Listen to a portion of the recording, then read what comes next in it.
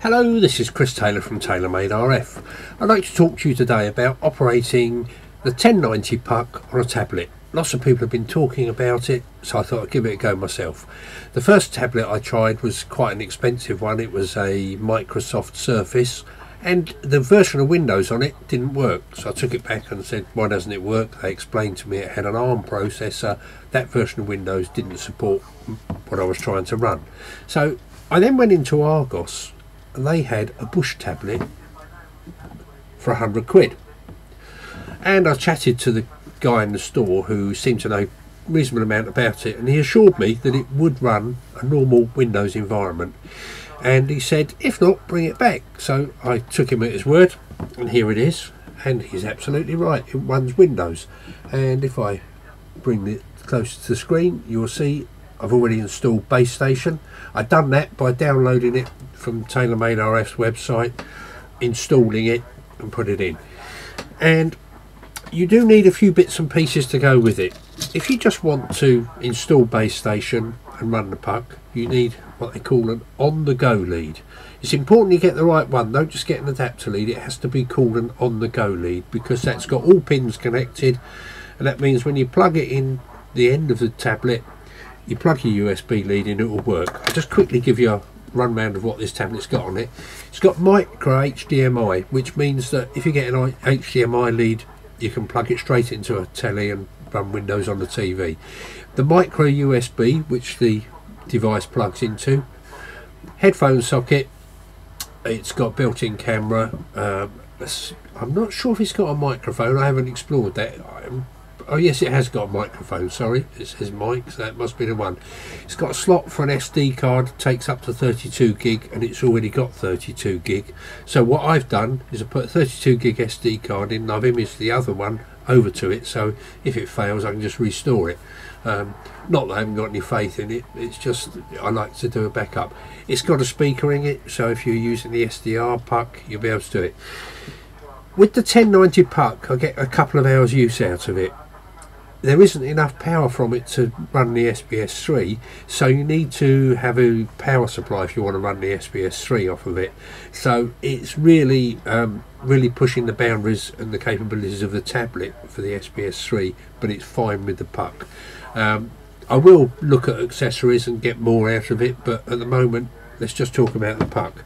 So I've got this micro antenna that I use for travelling. I'm going to put that on the puck.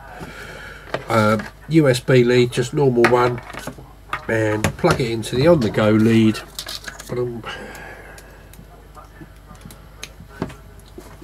Plug it into the tablet. Hear that familiar sound of the drivers installing. Double tap on the Basestation icon and up she loads.